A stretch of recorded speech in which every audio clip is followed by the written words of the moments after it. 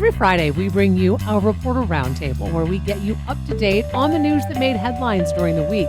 Be sure to join our panel of reporters by subscribing and listening to the Idaho Matters podcast every Friday, wherever you get your podcasts.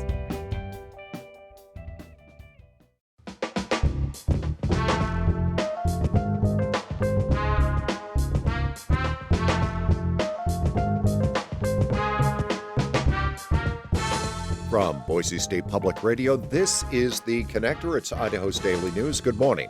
I'm George Prentice. It is Tuesday, the 8th of April, and here are today's stories.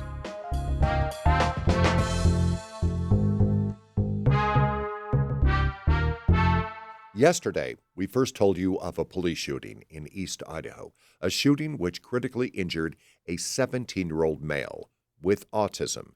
And now the Pocatello Police Department has issued a statement defending the shooting. Julie Lucata reports.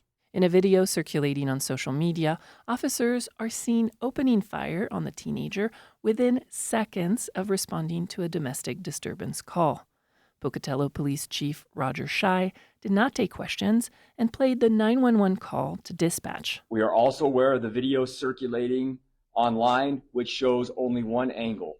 The full picture requires careful review of all facts and evidence. The video, taken by a bystander from across the street, shows the teenager laying on the ground in a residential front yard, surrounded by a fence.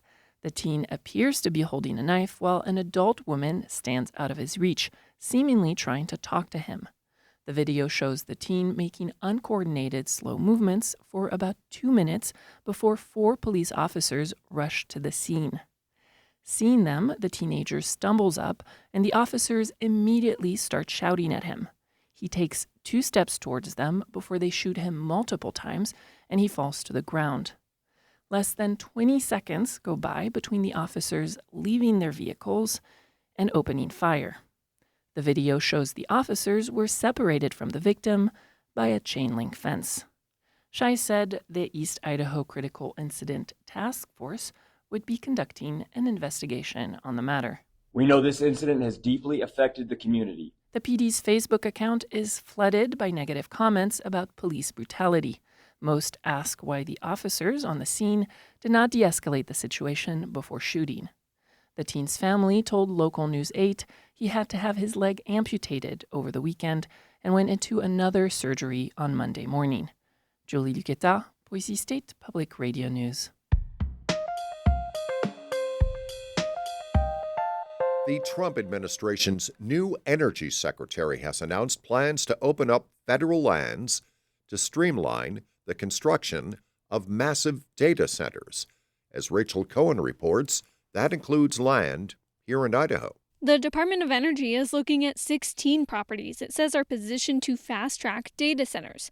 Many are national laboratory campuses, including the Idaho National Laboratory, Los Alamos in New Mexico, and the National Renewable Energy Lab in Golden, Colorado, where Energy Secretary Chris Wright visited Thursday. It's a commercial arrangement using our land to get some value out of it that both helps the lab and helps the country by getting more data centers built. The government says it will speed up permitting for the data centers and the energy needed to power them. President Biden announced a similar plan in January, but Biden would have required companies bring clean power sources to the table to limit environmental impacts, and it's not clear whether the Trump administration will. It's seeking information from developers that want to build at these federal sites and hopes data centers will come online by the end of 2027. For the Mountain West News Bureau, I'm Rachel Cohen. Now to Valley County and law enforcement and the increased number of cases involving internet crimes, particularly when it comes to crimes against children or human trafficking. Yesterday, Valley County Sheriff Kevin Copieri stood before Valley County commissioners in hopes of applying for a grant to help fund forensics equipment that might scan a computer or phone instead of having to drive for hours to the regional FBI office and then waiting months for those results. More and more, especially with the internet. I mean, on one hand, it's a godsend, and on the other hand, it's the devil. Something's going to have to change here. When we're waiting 3 months for results, something's going to have to change. The cost? Not cheap. More than $14,000 a year to operate the equipment if and when they get it. But for now, Valley County commissioners gave the okay to apply for that grant. showers are in this morning's forecast, but very, very warm weather is in the outlook for later this week. Spencer Tangent is over at the National Weather Service office. Hey, good morning, George. Spencer, what can we expect for today? So today we're going to see a storm system kind of starting to lift out of the area. So it's going to keep us cool with isolated showers. So we're not looking at much rain for Boise, just a sprinkle here or there for the most part for today. But we're going to see highs in the lower 60s today. And things dry out, yes? Yeah, so as we get into tomorrow, we're going to see temperatures warm up about 5 degrees as high pressure starts to build in. That's going to bring us dry conditions, and then that warming is just going to amplify, strengthen into Thursday. So by Thursday, we'll be looking at highs in the upper 70s to around 80 degrees. Wow. So that's about 15 to 20 degrees above normal and getting pretty close to record highs for the date. Excellent. Oh, my gosh. Well, that's something to look forward to. That said, it triggers rapid snowmelt, yes? Yes. So, yeah, the warm temperatures will definitely increase snowmelt, and that will result in rising rivers and creeks coming out of the mountains. At this time, we're not anticipating river flooding on our local rivers, but definitely expecting river rises with the increasing snowmelt.